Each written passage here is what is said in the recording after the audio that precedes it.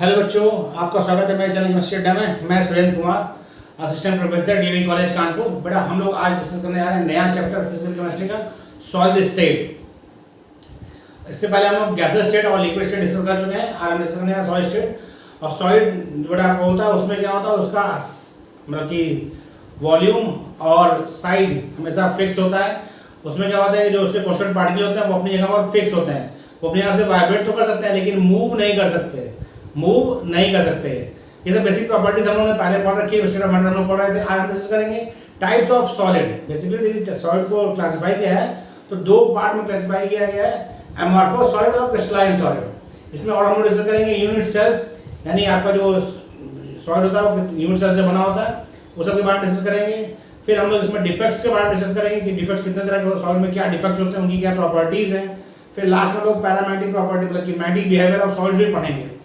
बहुत important chapter है ये आपका पीजीटी और जीआईसी के लिए। पीजीटी में कम से कम 2 से 3 क्वेश्चन हर साल इससे पूछे जाते हैं, और यदि आपका चैप्टर से तैयार रहता है तो आपके 2 से 3 क्वेश्चन क्या हो जाएंगे, सिक्योर हो जाएंगे। 3 से ज़्यादा हो सकता है लेकिन कम से कम 2 से 3 क्वेश्चन हर साल पूछे जाते हैं। तो इसको हम लोग स्टार्ट करते हैं। आइए देखिए, सॉलिड की बात करते हैं। Solid can be classified as crystalline और amorphous on the basis of nature of order. मतलब कॉन्स्टेंट पार्टिकल का क्या नेचर है, किस नेचर में वो अरेंज है लैटिस में, उसके ऑर्डर के हिसाब से दो टाइप का होता है। क्या? अमॉर्फस सॉलिड और crystalline solid. In terms of arrangement of their constant particle. वही बात है कि कॉन्स्टेंट पार्टिकल के अरेंजमेंट के हिसाब से यह दो तरह का होता है, एक आपका क्रिस्टलाइन सॉलिड, दूसरा अमॉर्फस सॉलिड। प्रॉपर्टीज में कभी पूछ लेता है, यानी थ्योरेटिकल क्वेश्चन में कभी आता है क्रिस्टलाइन सॉलिड के कौन-कौन से कथन सही है या अमॉर्फस सॉलिड के कौन-कौन से कथन सही है, तो वहां ये क्वेश्चन बनते हैं। इसका थ्योरेटिकल क्वेश्चन आपको तैयार होना चाहिए। क्या है क्रिस्टलाइन सॉलिड? क्या है? They have regular geometry. ध्यान समझिए, क्रिस्टलाइन सॉलिड की ज्योमेट्री क्या होती है, वो रेगुलर होती है। They have regular geometry. जिस पैटर्न से मतलब कि अरेंज होंगे वो थ्रू आउट क्रिस्टल सेम वही पैटर्न होगा। नो रेगुलर ज्योमेट्री, जबकि अमॉर्फस सॉलिड में कोई रेगुलर ज्योमेट्री नहीं होती है, कोई किसी टाइप का रेगुलर अरेंजमेंट नहीं होता है। अगला क्या है? हैव, बहुत इंपॉर्टेंट, बहुत ही very very important point, have sharp melting point. Sharp melting point क्या होता है? जैसे मान लीजिए किसी सॉलिड है, पेनिसिलिन क्रिस्टलाइन सॉलिड है, उसका मेल्टिंग पॉइंट मान लीजिए किसी भी क्रिस्टलाइन सॉलिड का मेल्टिंग पॉइंट मान लीजिए 35.5 डिग्री सेंटीग्रेड है। तो जैसे ही 35.5 डिग्री सेंटीग्रेड पहुंचेगा वह सॉलिड से लिक्विड में कन्वर्ट हो जाएगा। डायरेक्ट सॉलिड से लिक्विड में कन्वर्ट होगा 35.5 डिग्री सेंटीग्रेड पर। तो शार्प मेल्टिंग पॉइंट है। जबकि अमॉर्फस का होता है वह शार्प मेल्टिंग पॉइंट नहीं होता है। अमॉर्फस सॉलिड का एग्जांपल है प्लास्टिक है। देखिए आप प्लास्टिक क्या होता है, प्लास्टिक यदि आप हीट करते हैं तो पहले क्या होता है, पहले वो श्रिंक करती है, फिर वो क्या करती है, तब मेल्ट होती है। तो उसका कोई उसका रेंज ऑफ टेम्परेचर होता है, उसका मेल्टिंग पॉइंट होता है, एक रेंज ऑफ टेम्परेचर होता है, वही लिखा है melt over a range of temperature. Melt over a range of temperature मतलब शार्प मेल्टिंग पॉइंट का नहीं होता है। जिसका अमॉर्फस सॉलिड का कोई शार्प मेल्टिंग पॉइंट नहीं होता है, जबकि क्रिस्टलाइन सॉलिड का शार्प मेल्टिंग पॉइंट होता है। ये पॉइंट ध्यान रखना है आपको। अगला पॉइंट वेरी इंपॉर्टेंट पॉइंट ये है आपका, दे आर ट्रू सॉलिड। जो प्योर सॉलिड ट्रू सॉलिड होता है उसे वो उसका एग्जांपल है क्रिस्टलाइन सॉलिड है। लेकिन इसको बोलते हैं सुपर कूल्ड लिक्विड। क्या बोलते हैं? सुपर कूल्ड लिक्विड, क्योंकि इसमें कुछ प्रॉपर्टीज लिक्विड से कंपैरेबली शो करता है आपका अमॉर्फस सॉलिड, इसीलिए इसको सुपर कूल्ड लिक्विड भी किया गया है। एग्जांपल इसके ग्लास हैं, प्लास्टिक्स हैं, रबर्स हैं। सॉरी। अगला देखिए, ये सबसे अगली important property, very very important property, crystalline solids are anisotropic in nature. Very important term भी है, क्रिस्टलाइन सॉलिड्स आर एनाइसोट्रॉपिक। ध्यान रखिए बेटा, ये पॉइंट आपको ध्यान रखना है। Crystalline solids are anisotropics while amorphous solids are isotropic in nature. Crystalline solid जो होते हैं वो एनाइसोट्रॉपिक नेचर के होते हैं, जबकि अमॉर्फस सॉलिड जो होता है वो आपका आइसोट्रॉपिक नेचर का होता है। बहुत इंपॉर्टेंट पॉइंट है, आपको ध्यान रखना है।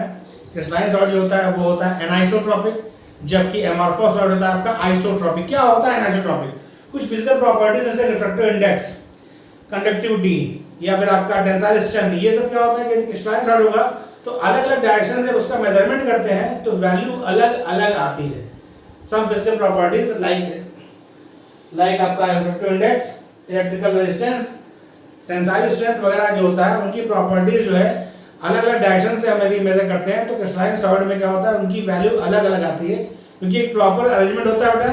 तो जब उस अरेंजमेंट के अलाइन आप करेंगे तो अलग आएगा, उसके परपेंडिकुलर करेंगे प्रॉपर्टी का मेजरमेंट तो अलग वैल्यू आएगी। जबकि अमॉर्फस सॉलिड में क्या होता है कि इन फिजिकल प्रॉपर्टीज की वैल्यू सेम होती है, आप किसी भी डायरेक्शन से मेजर करें तो यानी ये क्रिस्टलाइन सॉलिड में डायरेक्शन डिपेंडेंट फिजिकल प्रॉपर्टीज होती है, जबकि अमॉर्फस सॉलिड में क्या होता है, वह डायरेक्शन डिपेंडेंट नहीं होती, किसी भी डायरेक्शन से मेजर करेंगे प्रॉपर्टीज का वैल्यू क्या आता है, सेम आता है, इसीलिए इसको बोलते हैं आइसोट्रोपिक, जबकि क्रिस्टलाइन सॉलिड में क्या आता है anisotropic.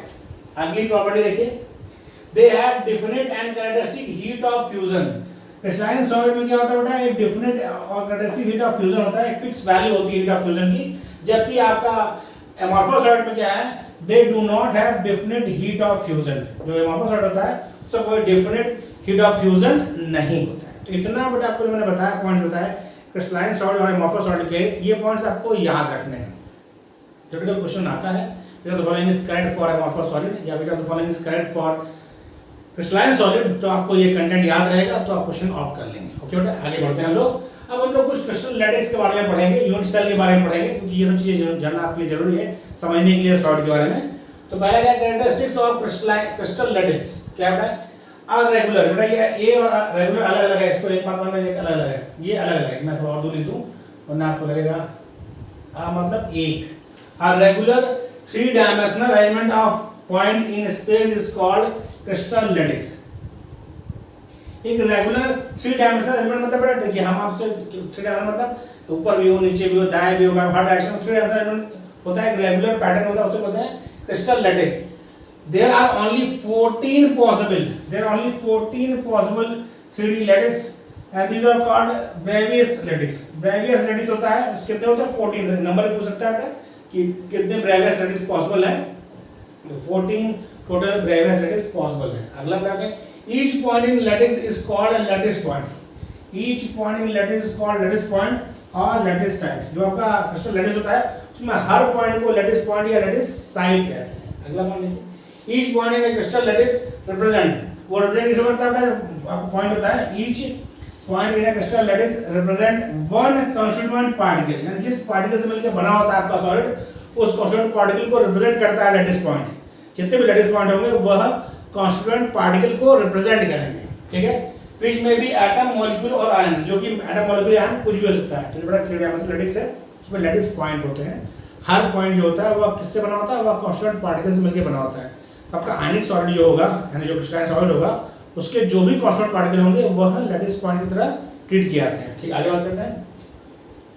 Lattice point are joined by straight line to bring out the geometry of lattice. Lattice points are joined by straight line to bring out the geometry of lattice. तो एक crystalline solid या solid की जो geometry है वो थोड़ा काफी critical है, तो हमको उसकी ज्योमेट्री से बहुत लेन देन नहीं है।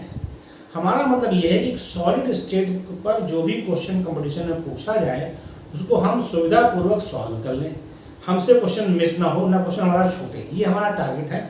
हम उसी टारगेट को लेकर बढ़ रहे हैं।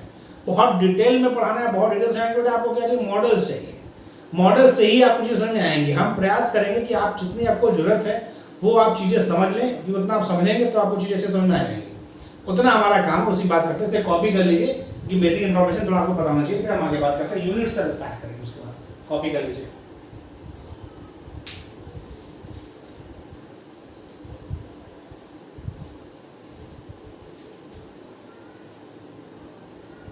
मेरा कॉपी हो गया?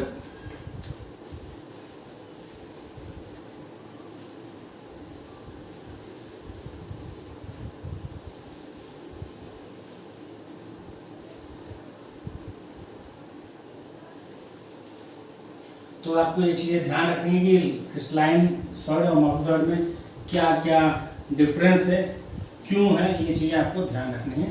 फिर हम लोग स्टार्ट करते हैं। आप इसमें यूनिट सेल यानी क्वेश्चन जो आपका एक यूनिट सेल है उसकी बात हम लोग करेंगे।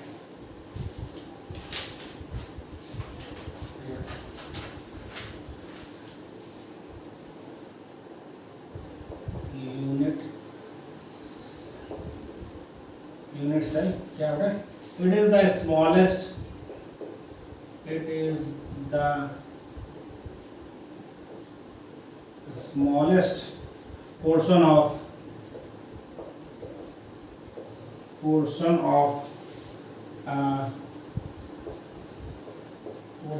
a crystal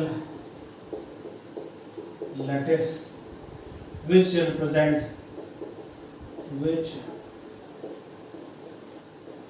represent which repeated, not represent, which repeated in different direction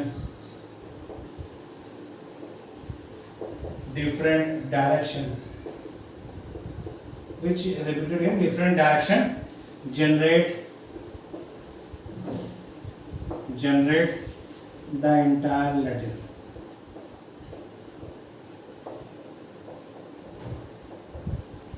बेटा जो आपका क्रिस्टल लैटिस है उसकी सबसे स्मॉलेस्ट यूनिट है वह कहलाती है यूनिट सेल, और इसको चारों दिशाओं में जब रिपीट करती है तो आपका क्रिस्टल लैटिस फॉर्म होता है।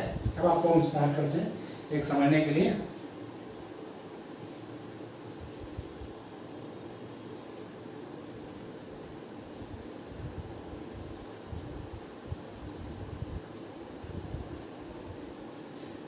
कैसे बनाते हैं आपको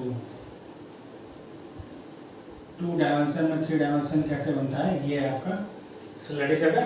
इसमें आपका जो ये आपका ए है, ये बी है और ये सी है। यहाँ एंगल है अल्फा, यहाँ एंगल है बीटा और यहाँ एंगल है गामा। ठीक है, A unit cell is characterized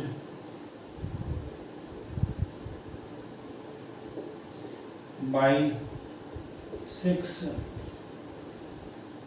parameter. A unit cell is characterized by 6 parameter: A, B, C, alpha, beta और गामा। ए, बी और सी, अल्फा, बीटा और गामा। अब हम बात करते हैं एंगल कौन कौन से इसके बीच में है, थोड़ा समझिएगा। एंगल बिटवीन, देखिए एंगल बिटवीन अल्फा किसके बीच में है, ये बी है और ये सी है। Angle between the edge P and C is, जो आपका एज ये बी और एज है और सी जो एज है, यानी ये वाला देखिए, ये वाला जो आपका एज है, ये वाला ऐसे वाला और ऐसे वाला, उसके बीच में जो एंगल है वो क्या है, वो है आपका अल्फा। और angle between edge A and C, A और सी के बीच में क्या है, ये ए है, ये वाला ऐसे वाला, और वाला सी है। ए और सी के बीच में क्या है, इज बीटा है। देखिए ये मैं इधर कर दे रहा हूं,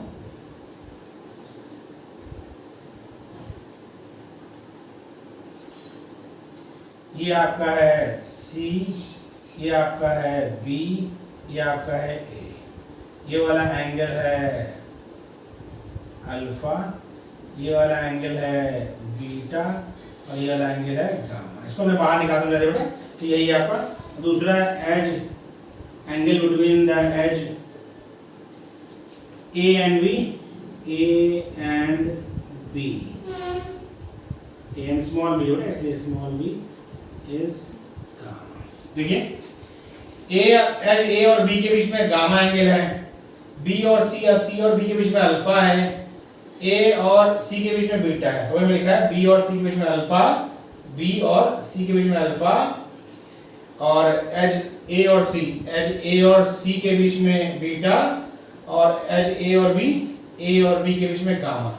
ये एंगल्स हैं। आपको हमेशा जब भी बात होगी तो आपको एजेस का ध्यान रखना है। कॉपी कर लिए बेटा, थोड़ा शुरू में बोरिंग लगेगा लेकिन आगे आप लोग पढ़ेंगे तो आपको चीजें अच्छी लगने लगेंगी। से कॉपी कर लिया। हम लोग टाइप्स ऑफ यूनिट सेल पढ़ेंगे तो थोड़ा आपको इंटरेस्ट आएगा। से कॉपी कर लिया बेटा। अब देखिए टाइप्स ऑफ यूनिट सेल की बात कर रहे हैं। Types of unit cell,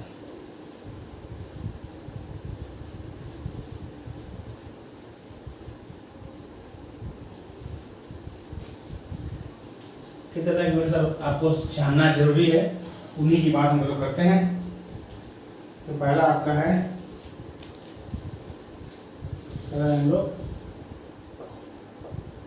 types of unit cell. Types of unit cell, उसमें हम लोग पहला डिस्कस कर रहे हैं प्रिमिटिव यूनिट सेल। पहला बड़ा क्या है आपका प्रिमिटिव यूनिट सेल। तो प्रिमिटिव यूनिट सेल वो है जिसमें भाई कुल यदि हम कॉर्नर्स की बात करें, बेटा देखिए कितने कॉर्नर है यहाँ पर। एक कॉर्नर ये, दूसरा ये, तीसरा ये, चौथा ये, पांचवा ये, छठा ये, सातवां ये, आठवां। किसी भी यूनिट सेल में 8 कॉर्नर होंगे। तो प्रिमिटिव यूनिट सेल वो सेल होती है जिसमें 8 कॉर्नर्स पर क्या हो, कांस्टेंट पार्टिकल हो। मैं पहले बना दूं सेल, फिर हम लोग बात करते हैं।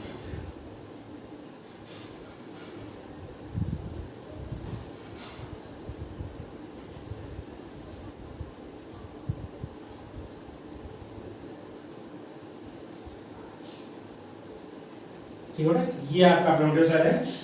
इसमें क्या होता है, इसके कुल 8 कॉर्नर है।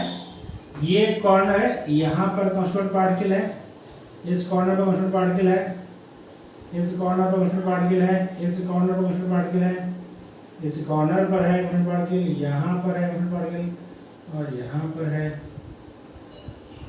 ये ब्लू पेन से हमने नोट किया होता है। तो कितने पार्टिकल होगा टोटल? टोटल 8 कॉर्नर है, तो 8 कांस्टेंट पार्टिकल हैं। तो क्या है, when constituents particles only, only present, when constant particle only present at the corner positions of unit cell।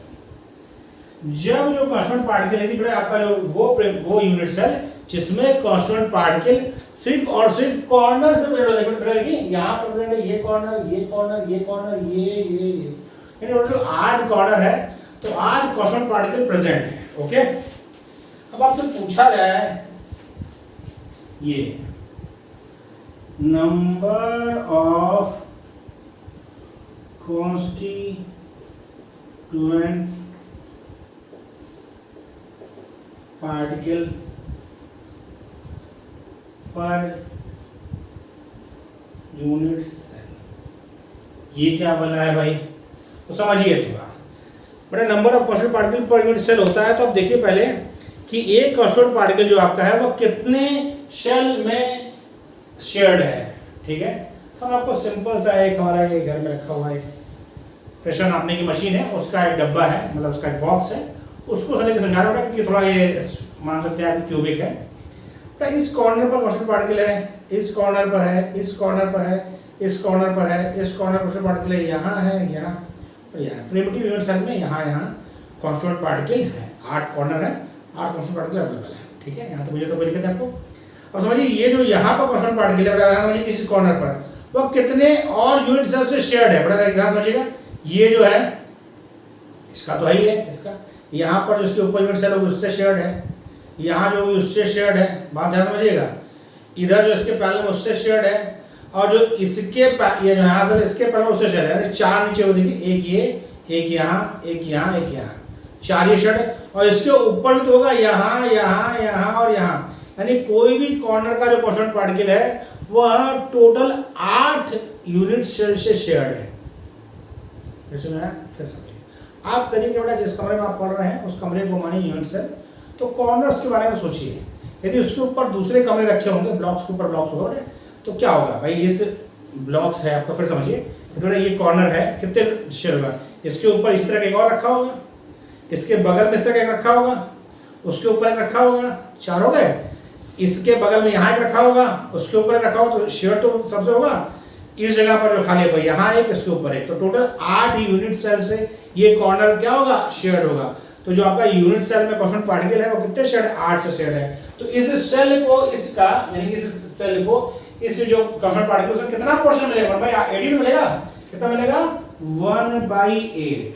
बहुत ध्यान समझिएगा, कितना मिलेगा, 1/8। फिर से मैं बार बार रिपीट कर रहा हूँ, जब वो समझ में आ जाए, ये एक बार समझ में आ गया बेटा तो फिर आपका काफी हद तक काम इजी हो जाएगा। फिर समझिए भाई, ये जो पार्टिकल है इसके इधर एक सेल, उसके पीछे सेल, उसके इस साइड सेल, 4 ऊपर, यहाँ वहां वहां 8, 1/8 वो कितने हैं बेटा कॉर्नर, 1 2 3 4 5 6 7 8, टोटल 8 कॉर्नर हैं भाई। हर कॉर्नर से 1/8 मिल रहा है कॉन्स्टेंट, मतलब कंट्रीब्यूशन को, टोटल 8 कॉर्नर हैं, तो ये कितना हो जाएगा,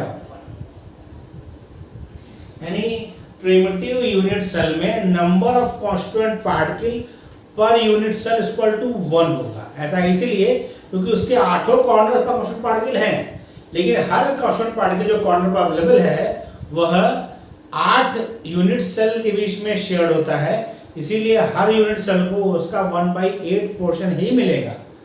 और हम इस यूनिट सेल की बात कर रहे हैं, तो इसको इस 1/8 इसका, 1/8 ये देगा, 1/8 ये देगा, 1/8 ये देगा, 1/8 ये, 1/8 ये, 1/8 ये और 1/8 ये, टोटल 8 सेल है। 1/8 देगा तो 8 से मल्टीप्लाई कर दिया तो 1 आया।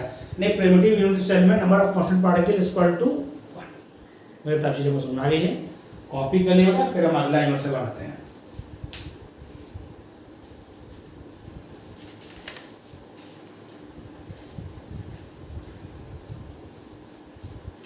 इधर हो गया, कॉपी कर लीजिए, फिर हम बनाते हैं। हो गया, क्योंकि प्रिमिटिव से आपको बनाना आ रहा है, समझना आ रहा है, तो चीज़ें थोड़ा अच्छी लगती हैं। सॉलिड में इसीलिए बड़ा चीज़ें समझने में थोड़ा समय लगता है, एक बार लेकिन समझ में आ गई चीज़ें ठीक हो जाती हैं। क्वेश्चन में आते हैं तो आप कर सकते हैं। क्वेश्चन में हर जगह आता है, समझने वाला भी आता है, रटने वाला भी आता है। रटने वाला आपको मैं लिखवाऊंगा, तो जितनी चीज़ आपको बताई जाएंगी सब चीज़ आपको ध्यान रखने की, इंपॉर्टेंट चैप्टर है, और क्वेश्चन आते हैं तो आपको ध्यान रखना है।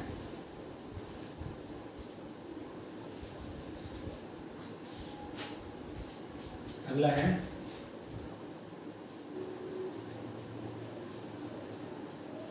बॉडी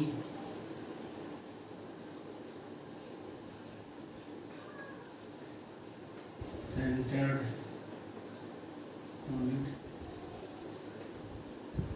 इसको बोलते हैं BCC, बोलते हैं body centred unit cell, BCC, body centred unit cell.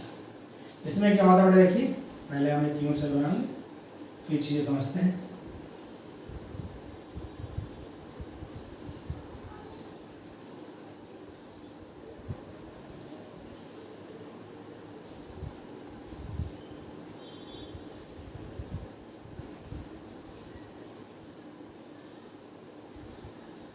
इसमें क्या होता है बेटा कि कॉर्नर पर तो प्रेजेंट रहते ही रहते हैं, कॉर्नर पर पार्टिकल तो प्रेजेंट रहता ही रहता है,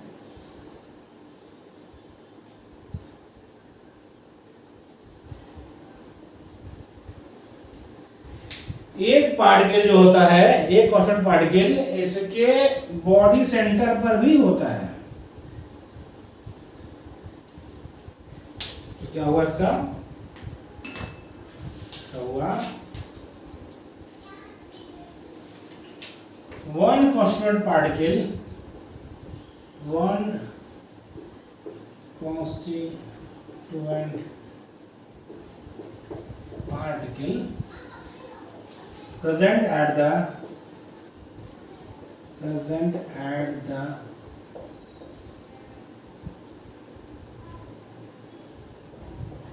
body center of unit cell along with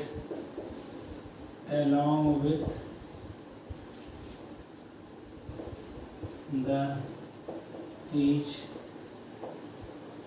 corner of unit, यानी बॉडी सेंटर्ड यूनिट सेल में क्या होता है कि एक कांस्टेंट पार्टिकल यूनिट सेल के बॉडी सेंटर मतलब होता है जस्ट उसके बीच में, एकदम बीचों बीच में, उसके बीचों बीच में होता है। और साथ में जो है कॉर्नर के अलावा, मतलब बॉडी सेंटर में क्या होगा, कॉर्नर्स के अलावा, कॉर्नर्स तो प्रेजेंट होते ही होते हैं, लेकिन एक क्वेश्चन पार्टिकल उसकी बॉडी सेंटर्ड होता है, तो उसे कहते हैं बॉडी सेंटर्ड यूनिट सेल। क्या बोलते हैं? Body centred unit cell. Corners पे तो प्रेजेंट होगा ही होगा आठों, साथ में उसके बॉडी सेंटर्ड पर भी होता है, उसे कहते हैं बॉडी सेंटर्ड यूनिट सेल। तो यदि आपसे पूछा जाए इसके लिए नंबर ऑफ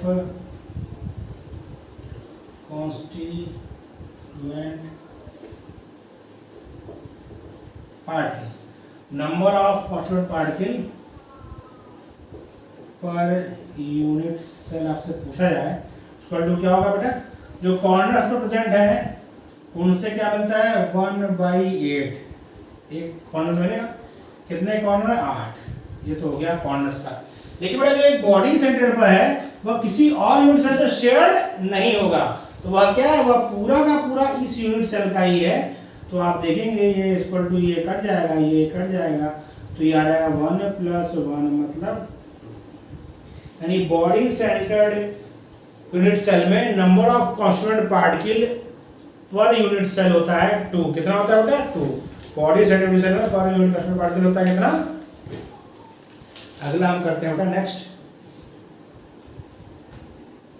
चलो हो गया बेटा आपका, 2 हो गया बॉडी सेंटर्ड का। क्या है अब? फेस सेंटर्ड है। अब क्या बेटा? फेस सेंटर्ड है। आपने समझ लिया प्रिमिटिव यूनिट सेल, समझ लिया बॉडी सेंटर्ड, समझ लिया। तो आपको समझना है फेस सेंटर्ड यूनिट सेल। इसको पहले ड्रॉ करते हैं, फिर हम लोग लिखेंगे क्या कहना चाह रहे हैं। तो देखिए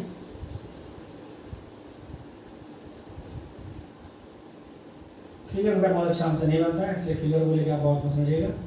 बस मैं कहना क्या आता हूँ इस पर ध्यान दीजिए, क्योंकि कुछ लोगों के फिगर बहुत अच्छे बनते हैं,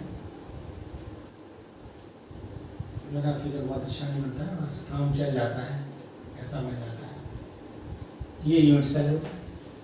तो फेस सेंटर्ड यूनिट सेल में क्या होता है? कॉर्नर का तो प्रेजेंट होता ही होता है, मतलब कॉर्नर पर तो प्रेजेंट होगा ही होगा, उसके तो कोई मुद्दे नहीं है।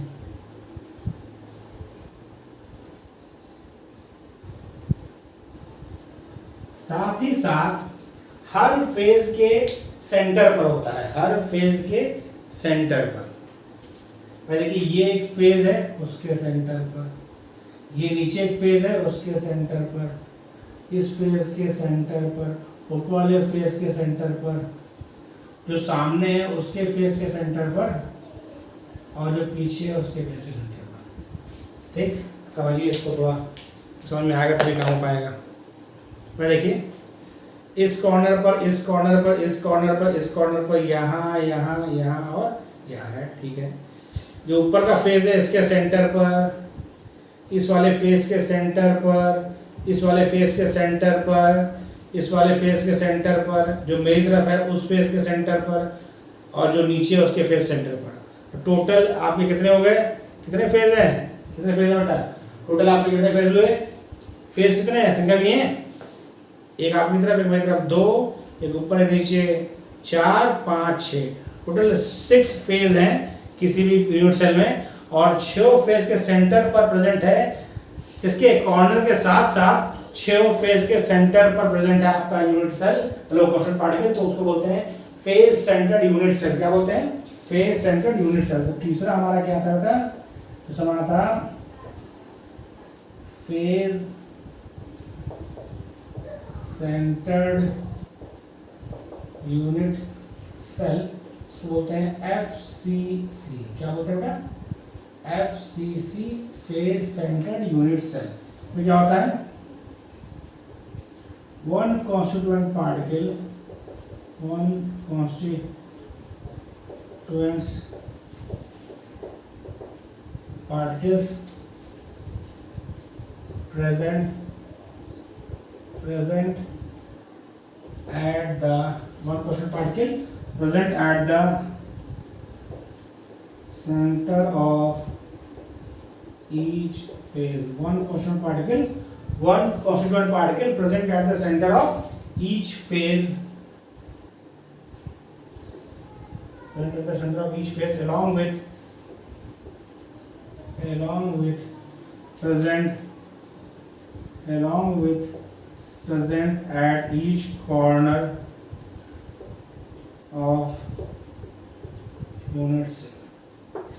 यानी one quotient particle present at the center of each phase along with corner. Corner पर तो प्रेजेंट होगा ही होगा, यानी फेज सेंटर यूनिट सेल में क्या होगा, कॉर्नर पर तो प्रेजेंट होगा, 8 कॉर्नर है, एक क्वेश्चन पार्टिकल प्रेजेंट होगा। साथ ही साथ जो उसके 6 फेज हैं उनके सेंटर पर भी यूनिट सेल प्रेजेंट होगा, तो उस यूनिट सेल को कहेंगे फेज सेंटर्ड यूनिट सेल। क्या कहेंगे?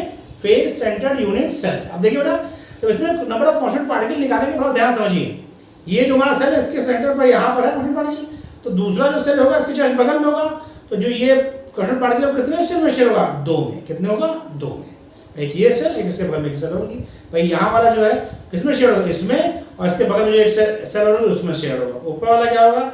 इसमें शेयर है, और इसके ऊपर जो एक सेल होगा उसमें शेयर होगा। यानी कि फेज सेंटर्ड यूनिट सेल, मतलब जो फेज सेंटर्ड क्वेश्चन पार्टिकल होगा वह 2 यूनिट सेल के बीच में शेयर्ड होगा, 2 यूनिट सेल के बीच में शेयर्ड होगा। तो यहाँ पर जो नंबर ऑफ constituent particles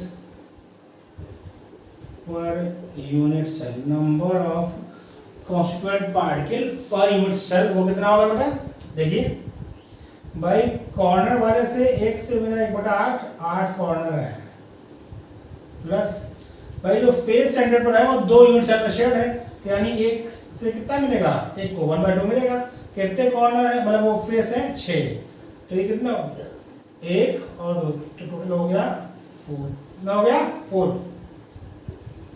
और ये कट गया, ये 2 3 6 कट गया, तो 1 प्लस 3 मतलब 4। तो फेज सेंटर्ड यूनिट सेल में total number of question particle कितने होते हैं? 4 होते हैं। ये आपको ध्यान रखना है, ये क्वेश्चंस करने में आगे हम लोग डेंसिटी वगैरह निकालेंगे तो वहां पर इसको हमें जरूरत पड़ेगी। तो आपसे बोलेंगे एफसीसी मतलब फेज सेंटर्ड यूनिट सेल है, तो नंबर ऑफ क्वेश्चन पार्टिकल कितना होगा? 4 होगा। ये आपको ध्यान रखना चाहिए। आगे बात करते हैं। इधर का हो गया।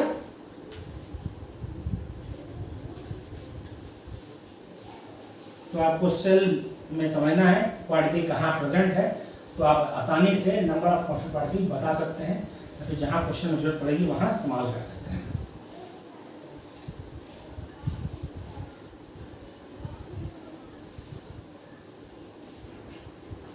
अगला आपका है चौथा, 4th,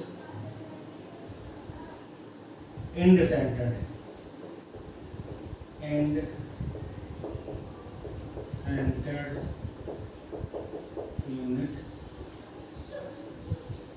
end centred unit cell में क्या होगा? इसमें होता है 1 constituent particle, 1 quotient particle is present at the center. 1 quotient particle present at the center of any 2 opposite, यहाँ में any 2 सिर्फ 2 opposite phases along with present at each corner of unit। समझिए बेटा क्या कह रहे हैं? यानी जो एंड सेंटर्ड यूनिट सेल है उसमें क्या होता है? कॉर्नर्स पर प्रेजेंट होते हैं, साथ ही 2 अपोजिट फेज, चाहे कौन सी फेज, चाहे आपके सामने दिख रहा है वो और मेरे सामने जो है वो फेज, चाहे इधर वाला फेज, चाहे इधर वाला फेज, चाहे ऊपर वाला फेज, चाहे नीचे फेज, किसी 2 अपोजिट फेजेस के सेंटर पर भी होता है। कॉर्नर पर होता है और किन्हीं 2, चाहे ये हो, चाहे ये और ये हो, चाहे ये और ये हो, यानी कॉर्नर के अलावा किन्हीं 2 अपोजिट फेजेस के सेंटर पर भी होता है। तो बना लेते हैं पहले।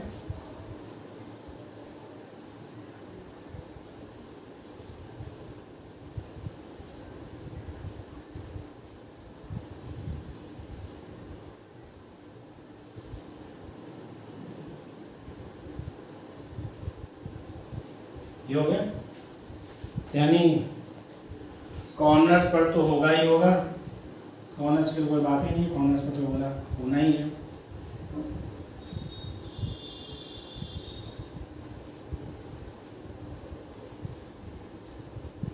इसके साथ साथ क्या होगा, इसके साथ साथ दो अपोजिट फेस, कोई बेटा ये फेस हमने ले लिया, इनके सेंटर पर किन्हीं दो अपोजिट फेस के सेंटर पर होगा तो आपका क्या कहलाएगा, तो आपका कहलाता है एंड सेंटर्ड यूनिट सेल। क्या कहलाता है, एंड सेंटर्ड यूनिट सेल। तो इसमें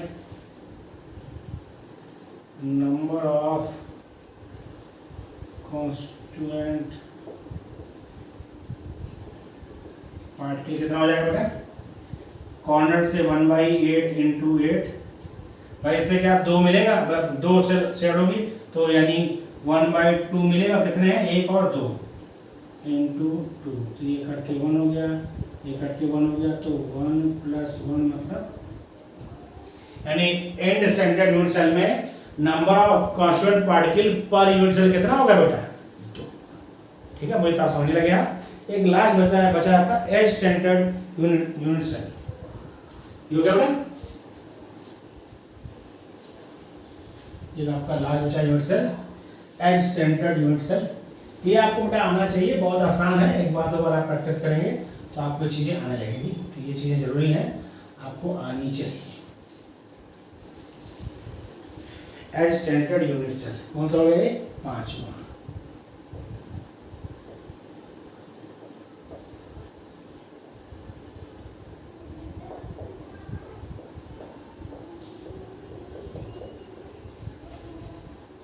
एज सेंटर्ड यूनिट सेल, इसमें क्या है बेटा, इसमें है कि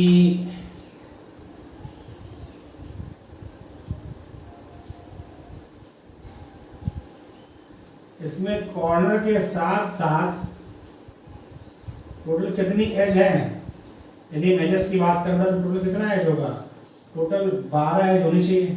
जोड़िए, पहली, दूसरी, तीसरी, चौथी, 5वीं, 6ठी, 7वीं, 8वीं, 9वीं, 10वीं, 11वीं, 12वीं, मतलब कॉर्नर्स पर तो होगा ही होगा, लेकिन कॉर्नर के साथ साथ हर एज के सेंटर पर भी होगा, हर एज के सेंटर यानी क्या है, 1 constituent particle present at the center of each edge along with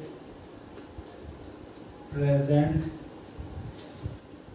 at the corner, मतलब कॉर्नर के साथ साथ जो एजेस हैं उनके सेंटर पर भी कॉन्स्टेंट पार्टिकल होगा। तो देखिए बेटा, ये एज है, इसके सेंटर पर यहाँ, ये एज है, इसके सेंटर पर यहाँ, इस एज के सेंटर पर यहाँ, इस एज के सेंटर पर यहाँ, इस वाले एज के सेंटर पर यहाँ, इस वाले एज के सेंटर पर यहाँ, इसमें यहाँ, इसमें यहाँ, बहुत ध्यान समझिएगा, इसमें यहाँ, टोटल 12 एज है और 12 एज के सेंटर पर कॉन्स्टेंट पार्टिकल अवेलेबल है।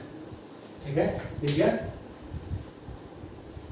कुछ छुटा नहीं, देखिए नीचे 4, 5, 6, 7, 8, 9, 10, 11, ठीक है। तो इसमें नंबर ऑफ कॉन्स्टेंट पार्टिकल क्या होगा बेटा, number of constituent particle per unit cell, number of constant particle per unit cell इस पर कितना होगा बेटा, 1/8 आया ईच कॉर्नर से, 8 कॉर्नर थे। एच से कितना आएगा बेटा, देखिए एच जो होगा, एच सेंटर पे होगा, वो 4 में शेड होगा, इसमें, इसके बगल जो होगा वो इसके ऊपर 4 में, तो 1/4 इंटू 12 एच है, तो 3, 1, तो 1 + 3 मतलब, तो एच सेंटर यूनिट सेल में total number of constant particle per unit cell कितना होगा, 4 होगा।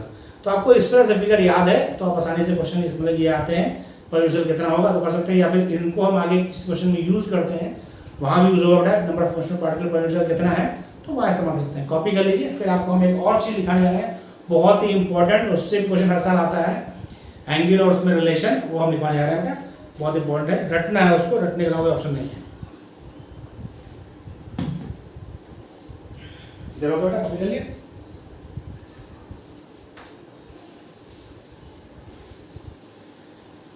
ये आपको याद करना है जो मैं लिखवाने जा रहा हूँ, और याद होना चाहिए, इस पर अक्सर क्वेश्चन आता है। एक नंबर का आप इसको मान के याद करिए, आ गया तो एक नंबर आपका काम हो जाएगा। एक नंबर होता है एक क्वेश्चन, नंबर तो 3.5 आपका, वो 3.4 नंबर का एक क्वेश्चन होता है पीजीटी में।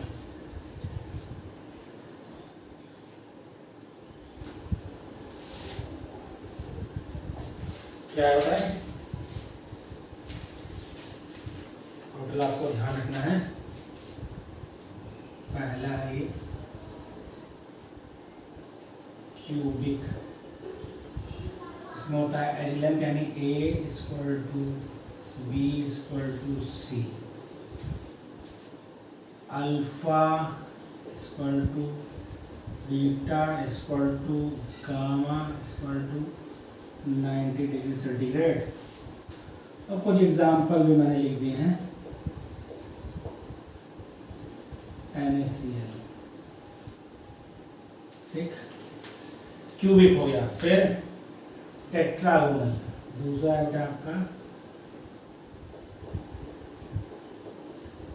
टेट्रागोनल। टेट्रागोनल में क्या होता है, a equal to b but not equal to c। a b के बराबर होता है लेकिन वो c के बराबर नहीं होता है। But alpha equal to beta equal to gamma equal to 90 degree, इसका एग्जांपल है ऐसा नोट। एग्जांपल आपको याद करने की जरूरत नहीं होता, मैंने लिख दिया है। आपको मेनली ये याद रखना है कि वो जो है एज लेंथ और एज एंगल में क्या रिलेशन है। फिर अगला बेटा आपका है थर्ड हेक्सागोनल। हेक्सागोनल उसमें होता है a equal to b but not equal to c, alpha equal to beta equal to 90, gamma equal to 120 degree. और ग्रेफाइट इसका एग्जांपल है। और चौथा है ट्राइगोनल। या इसको और रोम्बोहेड्रल भी कहते हैं, रोम्बोहेड्रल भी कहते हैं।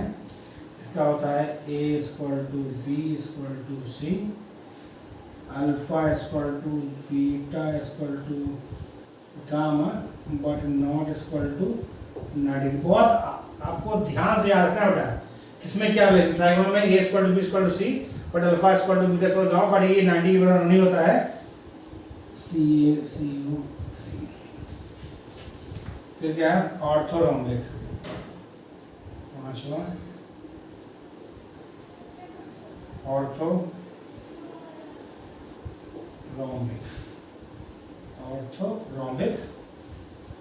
ये भी नहीं आ रहा है कि ऑर्थोरोम्बिक, इसमें क्या होता है a is not equal to b is not equal to c, alpha equal to beta equal to gamma equal to 90 degree. ये रोम्बिक सल्फर, रोम्बिक सल्फर। छठा मोनोक्लिनिक,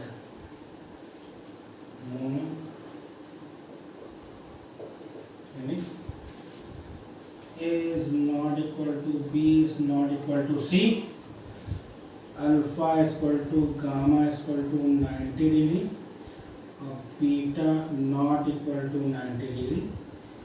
इसका होता है एग्जाम्पल मोनोक्लिनिक सल्फर,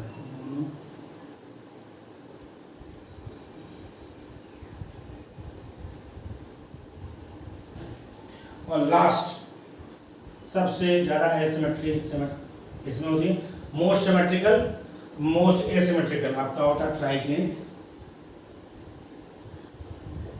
ये होता है आपका most symmetrical.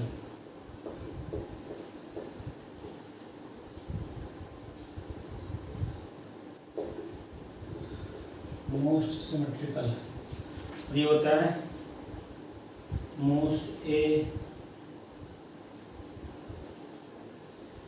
Asymmetrical. Most asymmetrical क्या होता है, A is not equal to B is not equal to C, alpha is not equal to beta is not equal to gamma not equal to 90 degree। K2Cr2O7 K2Cr2O7 बहुत ही important था, जितनी बार हम इसे कहें उससे ज़्यादा इंपॉर्टेंट ये।